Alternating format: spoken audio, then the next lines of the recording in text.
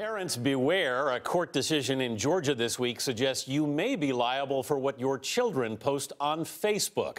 CBS News legal analyst Rikki Klieman is here to look at what could be a legal precedent. Rikki, good morning. Good morning, Anthony. This case began back in 2011. Tell us what this seventh grade boy did.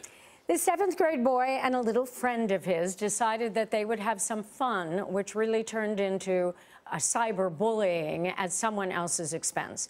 They created a false Facebook profile about a little girl in their class that they didn't like. And what they did was they used a fat face app, so they changed her a bit. But ultimately, they posted things that showed a homosexual orientation. They showed that she had a mental health history. They showed that she used drugs. They made racist and sexist comments. And they went and invited some 70 friends to come join on this profile page, including classmates, teachers, parents. Wow. It really was a hideous thing to do to a child. Really ugly. The boy received 2 days of in-school suspension. His parents grounded him for a week, but the court said what? Well, the court ultimately says this.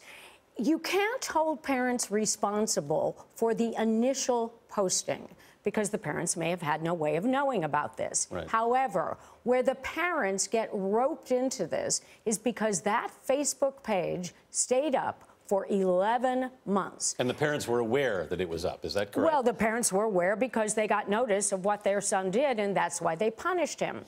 So what the court says is, look, let's look at what a parent-child relationship is all about. We hold people responsible for their own actions. We do not make parents responsible for the actions of their children, except if you're in a situation where the result of harm is foreseeable. And in this case, they say, look, you got notice. Yeah. You knew. You never looked at the page. You never saw to see if it was still up. You never asked to delete the page. You did absolutely nothing. So the parents are negligent here is what the court is saying. That is exactly what the court is saying. But what we need to think about, Anthony, also is where this court is. This is an intermediate Georgia appellate court. What does that mean? We have not yet gone to trial with this case. Yeah. And ultimately, it may be appealed to yet a higher Georgia court. So Rikki, is there a possibility this could be a legal precedent?